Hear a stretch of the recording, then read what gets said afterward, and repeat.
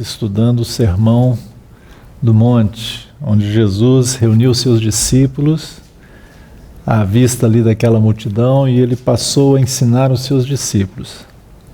Já percorremos o caminho das bem-aventuranças, concluímos as bem-aventuranças na semana passada e vamos dar continuidade, vamos avançar um pouquinho mais. E vamos ler então a partir do versículo 13 do capítulo 5 de Mateus. Nós vamos ler do 13 até o 16. Eu vou ler sozinho. Quem quiser acompanhar aí na Bíblia, então preste atenção, né? Vós sois o sal da terra. Ora, se o sal vier a ser insípido, como lhe restaurar o sabor? Para nada mais presta senão para, lançado fora, ser pisado pelos homens. Vós sois a luz do mundo. Não se pode esconder a cidade edificada sobre um monte, nem se acende uma candeia para colocá-la debaixo do alqueire, mas no velador, e alumia a todos os que se encontram na casa. Assim, brilhe a vossa luz diante dos homens, para que vejam as vossas boas obras e glorifiquem a vosso Pai que está nos céus. Essa é uma instrução e ao mesmo tempo afirmação de Jesus. Queria enfatizar duas afirmações do Senhor Jesus hoje, né? Se pudermos meditar nelas, vamos ver se vamos caminhar em duas afirmações do Senhor. A primeira, versículo 13, vós sois o sal da terra. E a segunda, no versículo 14, vós sois a luz do mundo. São duas afirmações categóricas de Jesus. Jesus está falando aqui para quem? Vós sois. A quem Jesus estava falando? Nós já vimos lá no início, né? Diz assim, olha, subiu ao monte, né? Jesus subiu ao monte, como se sentasse, aproximaram-se os seus discípulos e ele passou a ensiná-los, dizendo. Então o Senhor está falando para os seus discípulos, vós sois. É interessante, né? Jesus fala, vós sois o sal da terra e também vós sois a luz do mundo. O Senhor, Ele mesmo também declarou a respeito da pessoa dele. Ele disse, eu sou a luz do mundo. Isso é um fato, né? Jesus ser a luz do mundo é um fato e nós aceitamos com toda tranquilidade. Mas não foi só isso que Jesus disse. Jesus disse que os seus discípulos, os discípulos dele, também são a luz do mundo. E os seus discípulos, e tão somente os seus discípulos, são o sal da terra. Que afirmação tão maravilhosa, né, de Jesus, com relação àqueles que seguem a Ele. E aqui vale a gente lembrar que somente a sal da terra, e daqui a pouco nós queremos explorar um pouquinho isso, e somente a luz deste mundo, aqueles que de fato são discípulos de Jesus.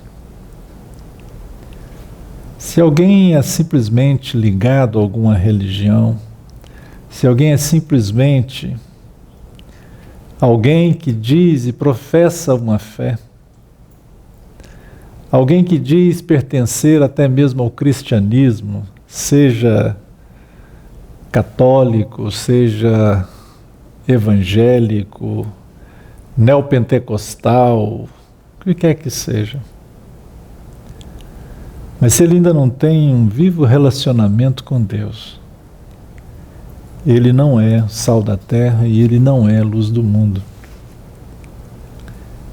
A primeira necessidade de alguém é que ele seja convertido a um discípulo de Jesus. Que ele creia no Senhor, que ele receba o Senhor e então torne a Jesus o seu Senhor, o seu Mestre. E que Jesus seja absoluto na vida de cada um daqueles que querem segui-lo. E quando Jesus é absoluto, Jesus é o mestre, ele é o Senhor da vida de alguém, esse alguém então é um discípulo de Jesus. E por ser um discípulo de Jesus, Jesus está afirmando que esse discípulo então ele é sal da terra. O que significa ser sal da terra, né, para aquele que é discípulo de Jesus? O que significa ser sal da terra para cada um de nós que deseja seguir o Senhor e que, uma vez que nós temos crido em Jesus, temos recebido a vida eterna, como a palavra do Senhor mesmo nos afirma, né, nós estávamos mortos nos nossos delitos e pecados, mas Ele, Deus, nos deu vida juntamente com Cristo. A palavra diz que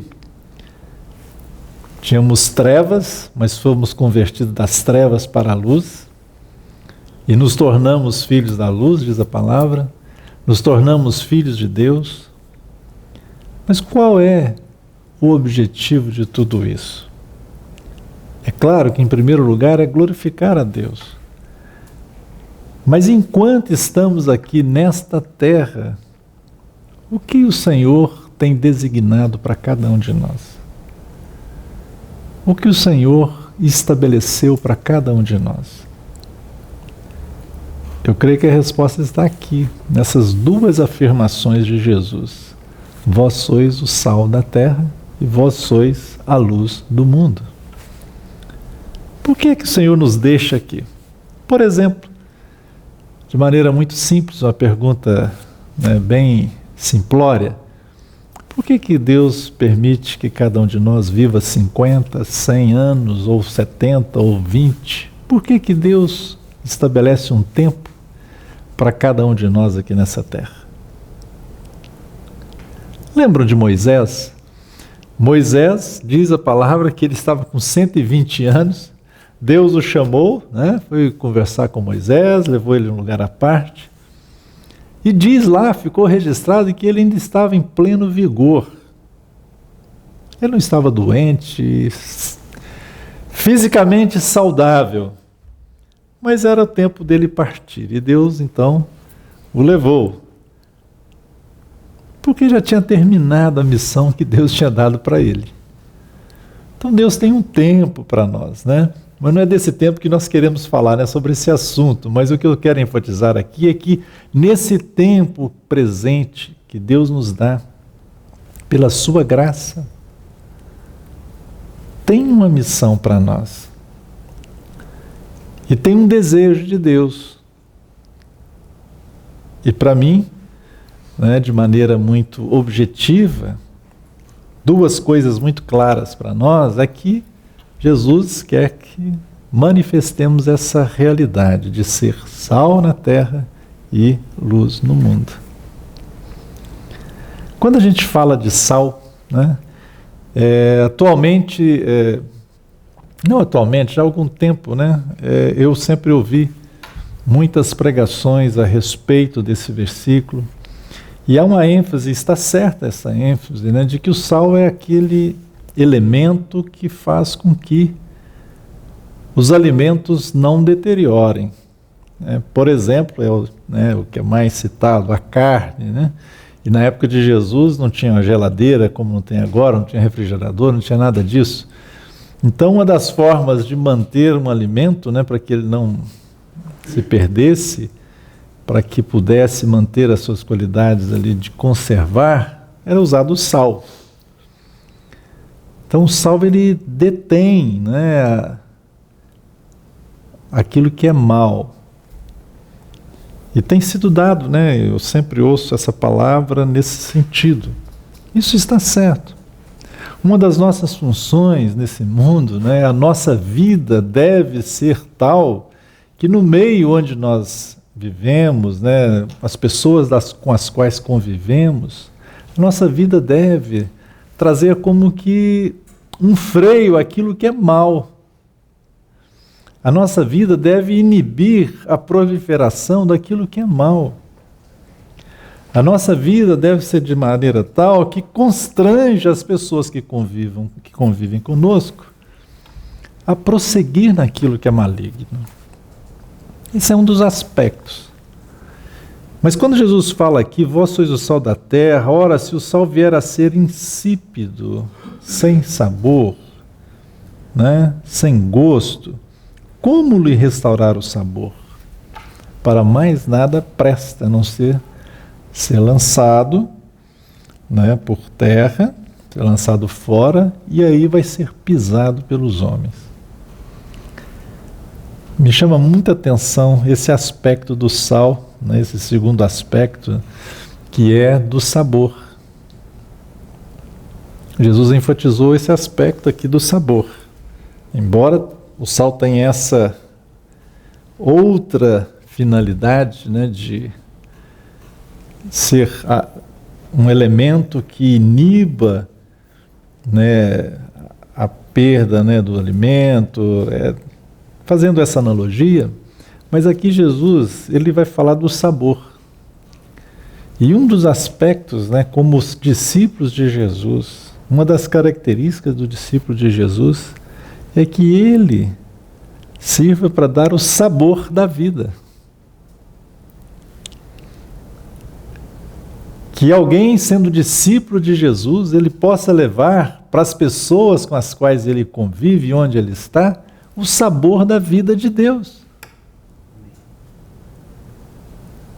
Que essa pessoa que é discípula de Jesus, onde ela estiver, seja manifestado algo que é o sabor da vida de Deus.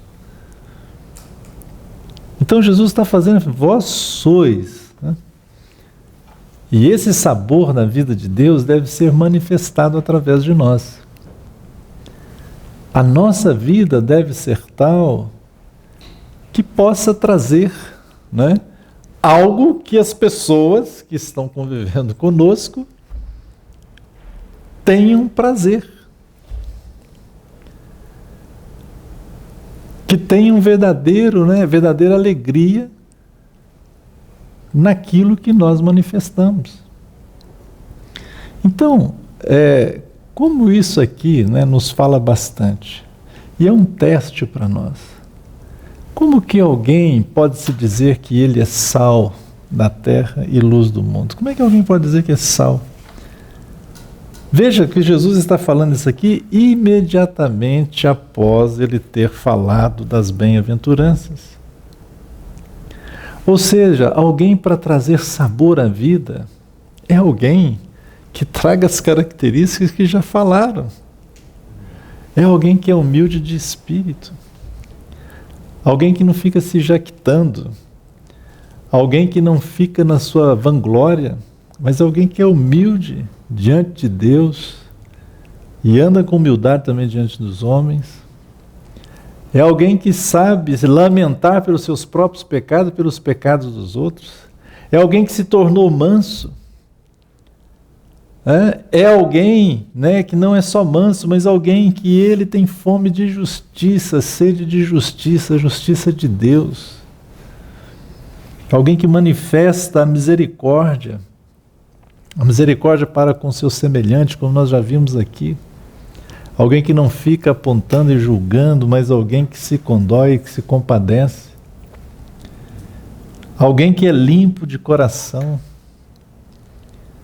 que tem um coração puro diante de Deus, diante dos homens. Alguém que se torna pacificador entre os homens, que traz a paz, que não divide as pessoas, mas que congrega, que é alguém que está ali pacificando. É essa pessoa que é um sal, né? A pessoa que tem essas características das bem-aventuranças. E certamente o discípulo de Jesus que tem essa realidade, onde ele chegar, no meio que ele chegar, ele vai ser alguém que traga sabor de Deus. Olha como isso é um teste para nós. Como é que a gente convive com as pessoas? Ao invés de sermos a referência de um discípulo de Jesus, Pode ser que, mesmo conhecendo a Deus, a gente viva numa realidade completamente contrária a ser o sal da terra.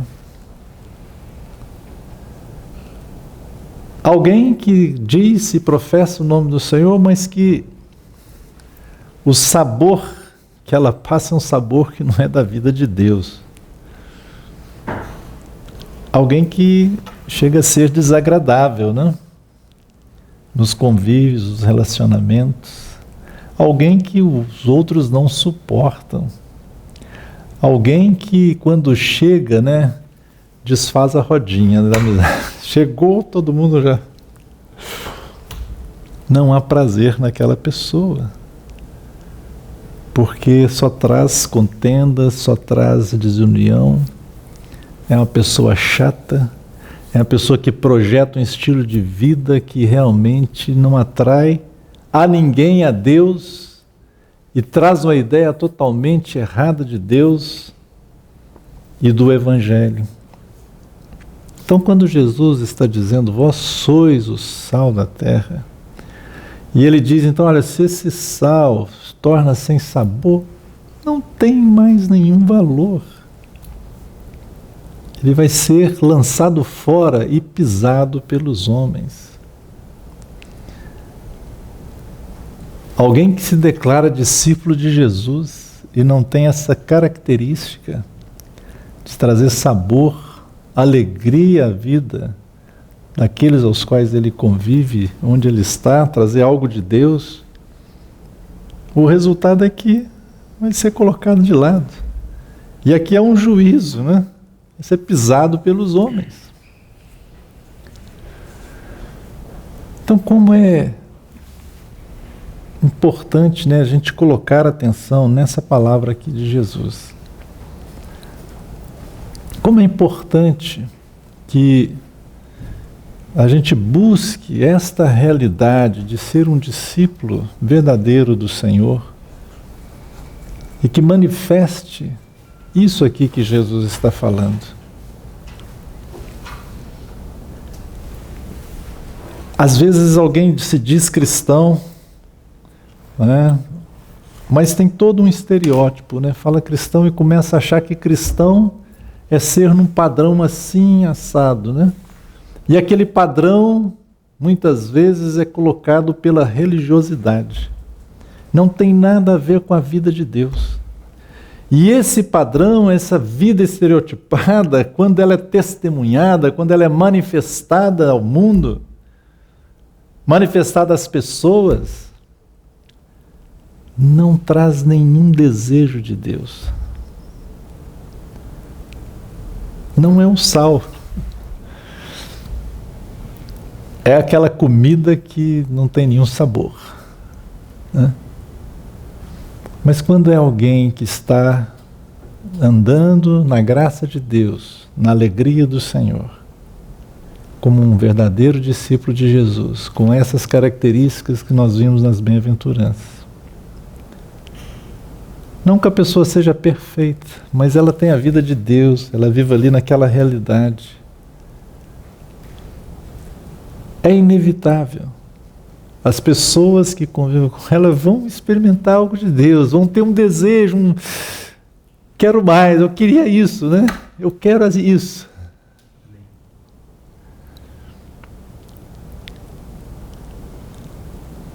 Agora, né, é um teste, né? Porque muitas vezes a pessoa segue ao Senhor e professa isso, mas às vezes dentro da própria casa, né? A esposa não quer que ele chegue logo em casa porque a coisa fica feia, né? Os filhos não têm prazer nenhum em estar com o pai. Ou vice-versa, né? O marido não quer chegar cedo em casa porque, pô, chegar lá na minha casa depois de um dia cansativo, chegar lá em casa, né? Encontrar com a minha mulher daquele jeito assim, assado. Irmãos, que sabor é esse, né? Que sabor é esse? Pense por um pouquinho. E esse sal, quando Jesus fala, vós sois o sal da terra, isso nos diz que nós temos que, de alguma maneira, né, manifestar isso entre as pessoas. Qual o valor, por exemplo, então, de nos isolarmos das pessoas, dos nossos amigos, das pessoas das quais convivemos, no trabalho, seja isso ou aquilo? Às vezes nós temos aquela ideia religiosa, né, dos monges. Vamos para um monastério, vamos nos isolar. E ali no isolamento, nós vamos ser pessoas santas, separadas. E vamos ter uma vida maravilhosa. Pode até que a pessoa tenha algum tempo, né, de graça e meditação por lá. Mas não foi para isso que Deus nos chamou. Pedro, naquele dia que Jesus se transfigurou diante dele, né, Tiago e João, ele, Senhor, que bom que estamos aqui, façamos para nós algumas tendas, né? Foi falar isso, acabou a transfiguração e Jesus fez o que com eles? Ficou lá em cima? Não, desceram. Quando desceram do monte, chegaram lá embaixo, encontraram com quem? Com o endemoniado. Aquele povo doente, caído, cheio de demônios, cheio de toda a miséria.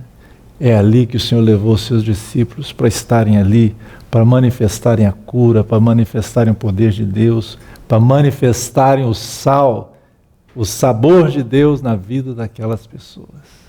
É isso que Deus nos chama. É tão interessante. Há uma figura que eu acho muito bonita no Antigo Testamento, desta realidade, que foi aquele evento do profeta Eliseu. Ele estava no lugar, chegaram para ele, olha, o lugar aqui é bom, etc.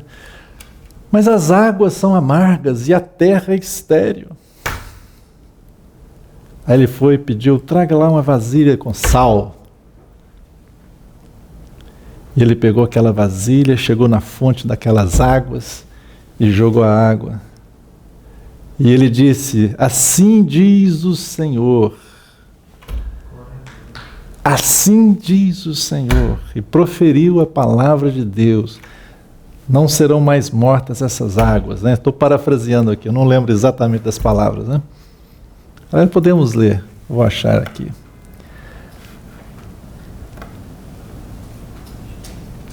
É 2 Reis 2.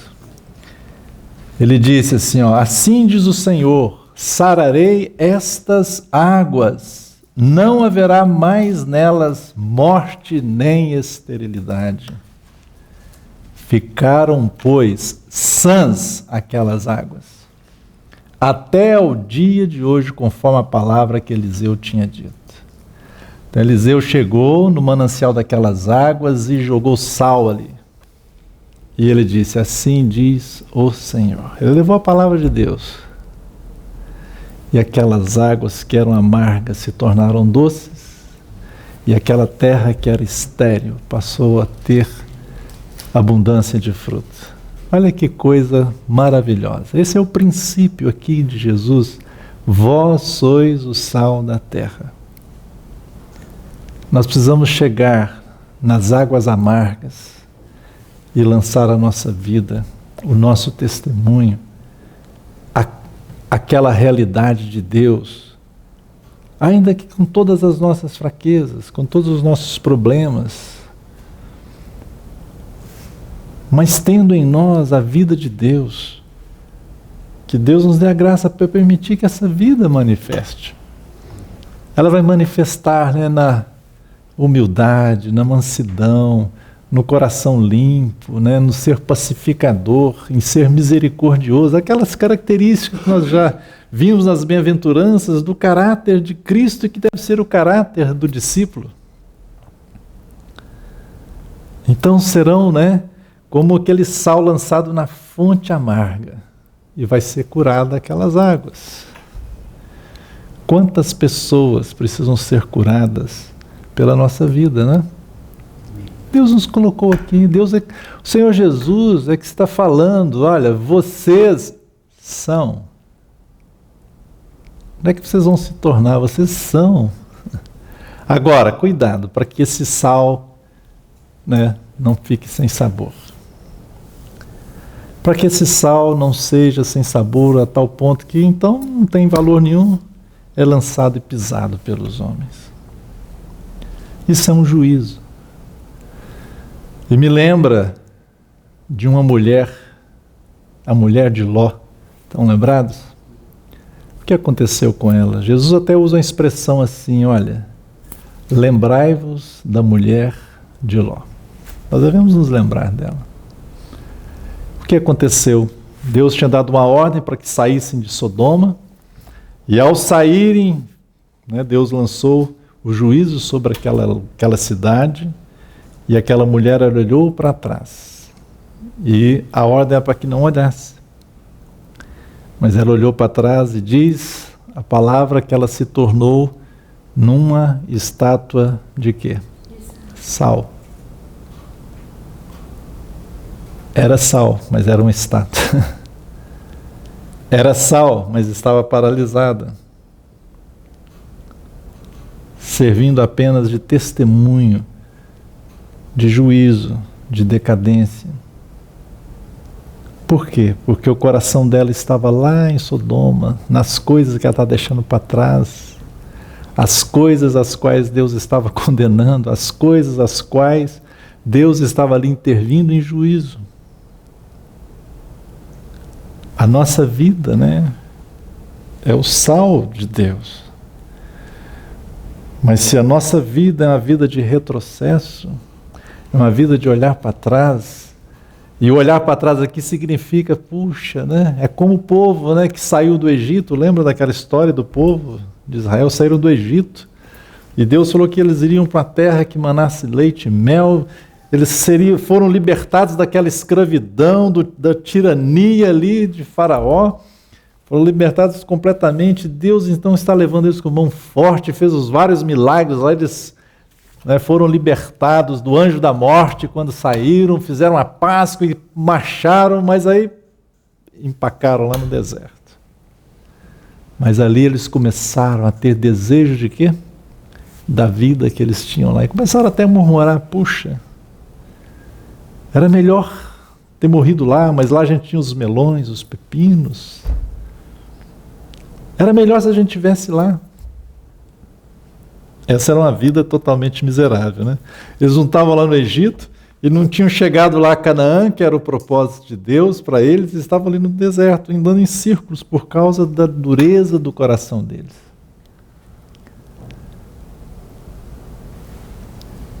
Então, às vezes, o discípulo de Jesus, ele pode cair nessa armadilha.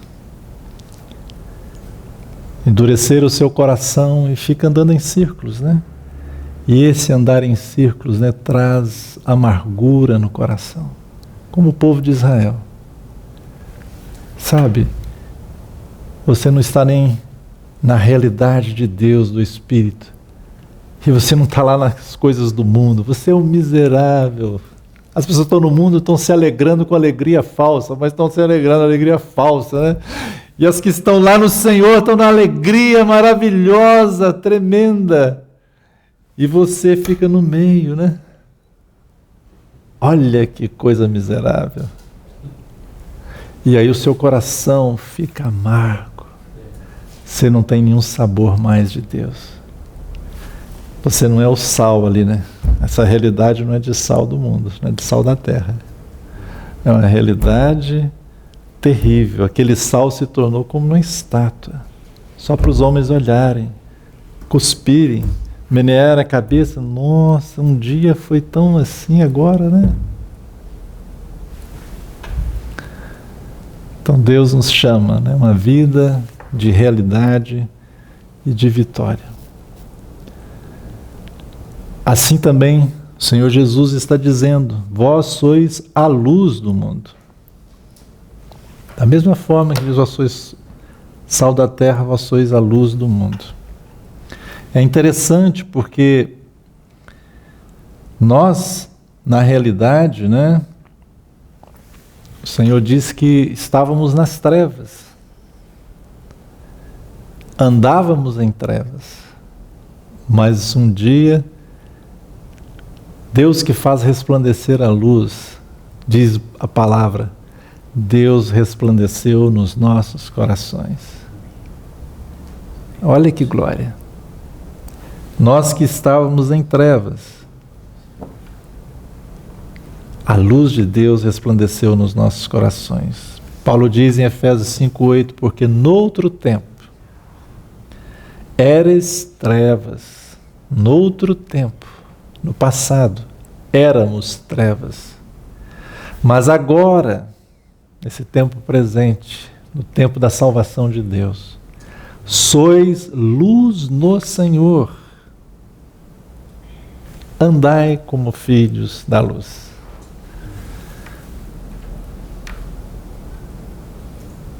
O Senhor Jesus, Ele diz, que Ele é a luz, e aquele que o segue não andará em trevas, mas terá a luz da vida. Como essa questão da luz é vital, não é nem importante, é vital para nós. Aquele que anda em trevas não sabe nem o que está errando, diz a palavra. Por isso nós devemos andar na luz, mas muito mais que andar na luz, o Senhor Jesus está afirmando, vós sois a luz do mundo.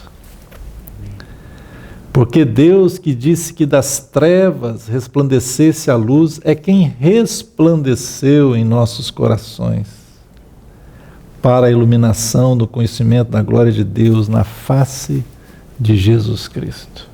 Olha aqui as afirmações tremendas da palavra de Deus. O Senhor Jesus, quando veio, a palavra diz, em João, no Evangelho de João ficou registrado isso, que Ele veio, que Ele que é a luz do mundo veio, mas Ele diz assim, e os homens amaram mais as trevas do que a luz. Por quê? Porque, diz João, as suas obras eram más. A vida de Jesus manifesta no meio das trevas. Por um lado ela ilumina, sim, mas por outro também, ela fez com que alguns rejeitassem essa luz, porque eles quiseram permanecer nas suas obras más. Mas Jesus está dizendo, com relação a nós, que somos os seus discípulos, que nós somos luz. E ele então diz, olha, não se faz uma candeia e coloca no alqueire, ou seja, num cesto, mas coloca no velador, como tem aqui essa lâmpada no alto, para que ilumine. A lâmpada não é para se esconder, colocar debaixo aqui, colocar aqui debaixo dessa mesa, mas é no alto. Uma cidade, no monte, diz Jesus aqui, não pode se esconder, você não consegue escondê-la, ela é manifestada. Então o Senhor está dizendo que porque somos luz, essa luz que nós somos deve ser manifestada.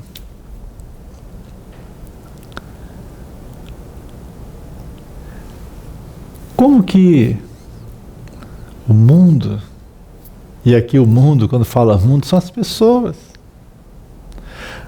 que ainda não tiveram uma experiência com Deus, da misericórdia, da graça de Deus, como elas vão conhecer algo de Deus? Como as pessoas vão ver a própria situação delas diante de Deus?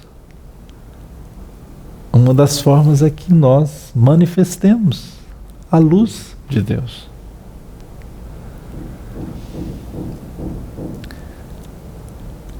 Nós somos luz do mundo, está dizendo a palavra. O discípulo de Jesus, aquele que quer seguir o Senhor, é luz do mundo.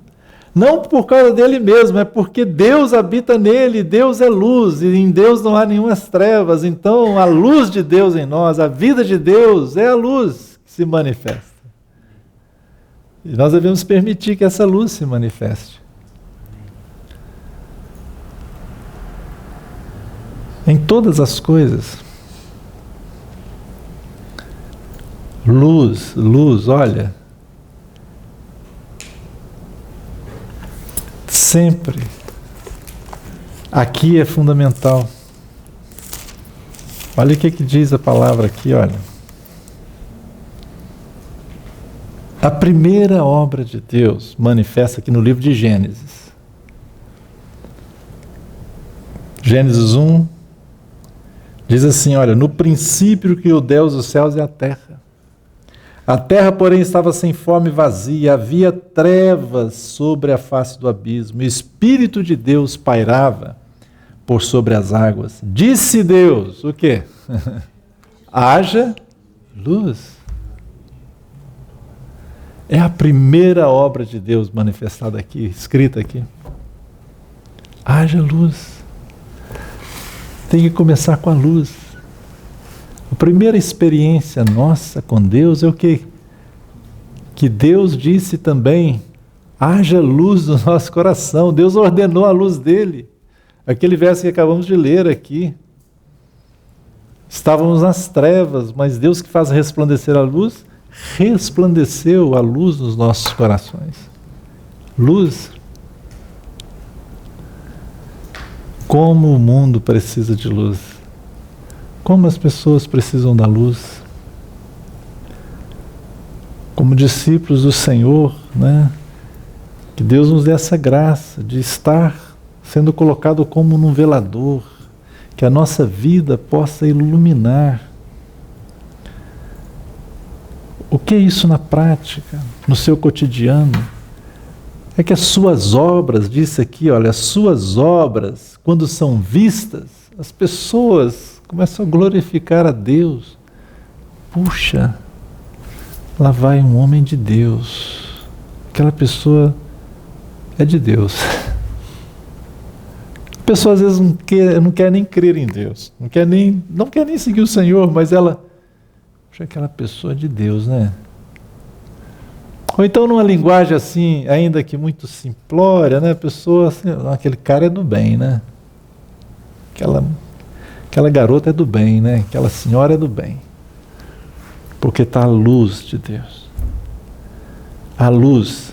E essa luz, ela é manifestada nas nossas boas obras.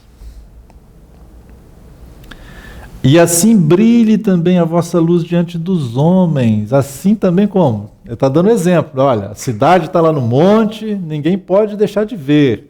A luz se coloca, né, no velador ali em cima para se iluminar, todo mundo ver. E Jesus está falando então, assim, brilhe também a vossa luz diante dos homens. Com qual objetivo? Para que vejam as vossas boas obras e glorifiquem a vosso Pai que está nos céus. Pelo nosso testemunho, pelas nossas boas obras, poderá alguém ser levado a glorificar a Deus. Olha que privilégio, né? Que Deus nos dê graça de deixarmos a nossa tolice, a nossa insensatez muitas das vezes e rompermos com aquilo que é obras más e termos boas obras. Boas obras, não de maneira religiosa, né? Os religiosos, por exemplo, os fariseus, os escribas, aqui mesmo no capítulo 5, né? Olha só, capítulo 6 aqui, aliás. Pegou um exemplo aqui do capítulo 6 de Mateus. Jesus está falando, por exemplo, sobre a oração, e ele diz, ó, quando orardes, não sereis como os hipócritas, porque gostam de orar em pé nas sinagogas e nos cantos das praças para serem vistos dos homens. Em verdade vos digo que eles já receberam a sua recompensa. Tu, porém, ao orares, entra no teu quarto, fecha a porta, orarás, etc. Né? O que eu estou querendo enfatizar aqui é que muitas vezes as pessoas estão fazendo obras, mas só com o fim de serem vistas pelos homens, mas no sentido de que os homens olhem para aquela pessoa, puxa, esse cara é bom. Esse cara, essa mulher aí, puxa, é espiritual mesmo, né? Olha só a forma dela, dá esmolas, né? Não é isso que são boas obras, que as pessoas vão ver e vão glorificar a Deus. Isso aqui as pessoas vão glorificar o homem. Não é essa obra religiosa, mas é a sua vida. É a sua vida normal, cotidiana. É a forma que você se relaciona com seu vizinho, com seu colega de trabalho. É a forma que você se relaciona na sua escola, na sua faculdade. É como você atende os seus clientes. É como você trata os seus patrões. E vai por aí afora, seus empregados. A luz de Deus, né? A manifestação dessa luz em boas obras. Assim brilhe também a vossa luz. Então a nossa vida, né, deve manifestar a luz de Deus. Somos luz do mundo porque temos a luz de Deus, temos a vida de Deus.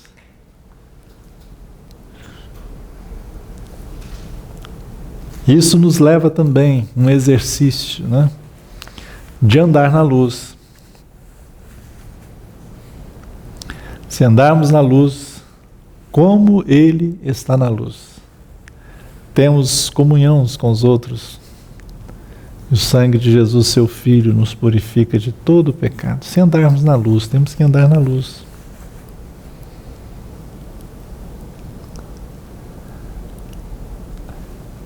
O Senhor Jesus diz, olha, seus olhos, né? Se os teus olhos forem bons, o que vai acontecer? Todo o teu corpo será bom. Mas, se a luz que há em ti são trevas, quão grandes trevas serão? Alguém que está achando que algo nele, achando que é luz, mas aquilo é trevas, é terrível. Então o Senhor nos chama, né, a andarmos na luz dele, né? Na tua luz vemos a luz, diz o salmista. Então andamos na luz também.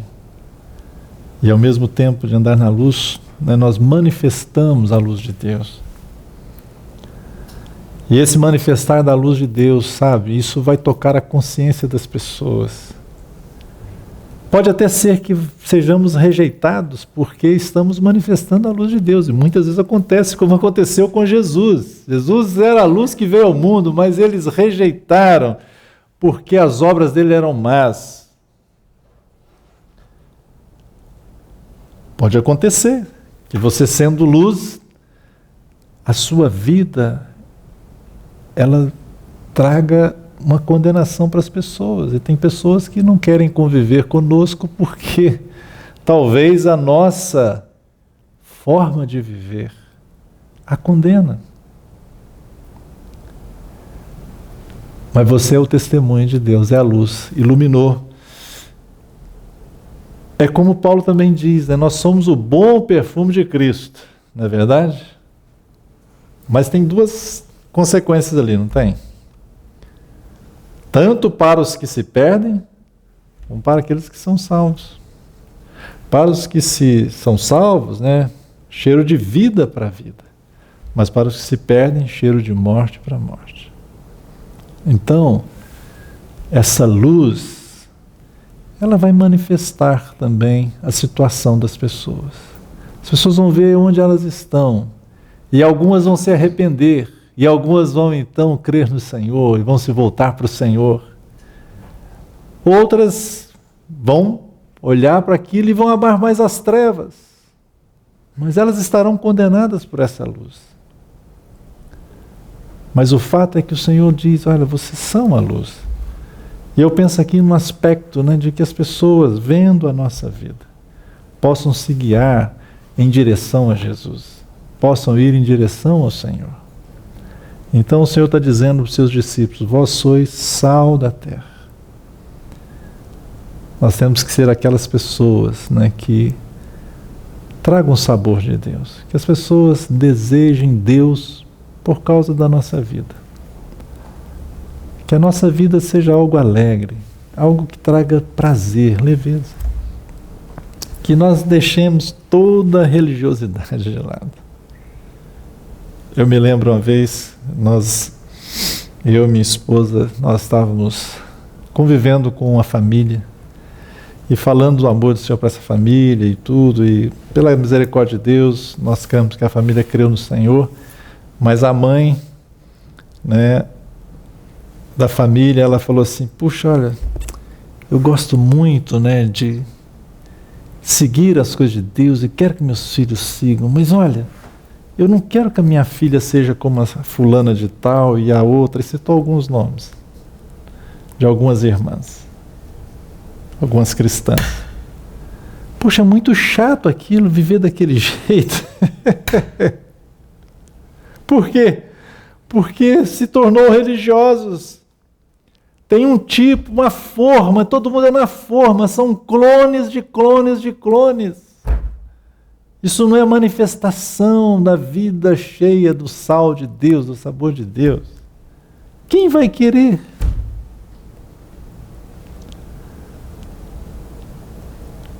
Aliás, a religião, ela colocou tudo aquilo que era bom e saboroso da vida de Deus por terra, né?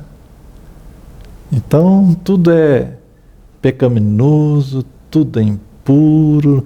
E é o que Paulo fala, é aquele culto, não toques nisso, não toques naquilo outro, não faça isso, não faça aquilo outro, né?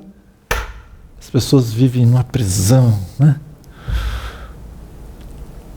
Aquela leveza de Deus, aquela graça de Deus, aquele convívio normal, na graça e santidade do Senhor, não tem, porque é religião.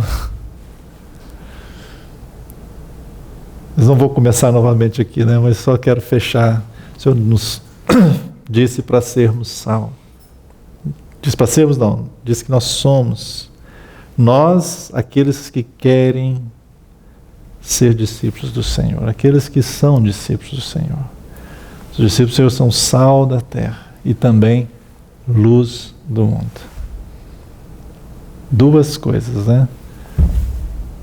Como testemunho, como algo, como uma manifestação daquilo que vem de Deus, para que as pessoas sejam então levadas ao Senhor, sejam ajudadas, e para que as pessoas também, vendo, como diz Jesus, as nossas boas obras, possam glorificar ao nosso Pai Celestial. Que Deus nos ajude nisso, né? Amém.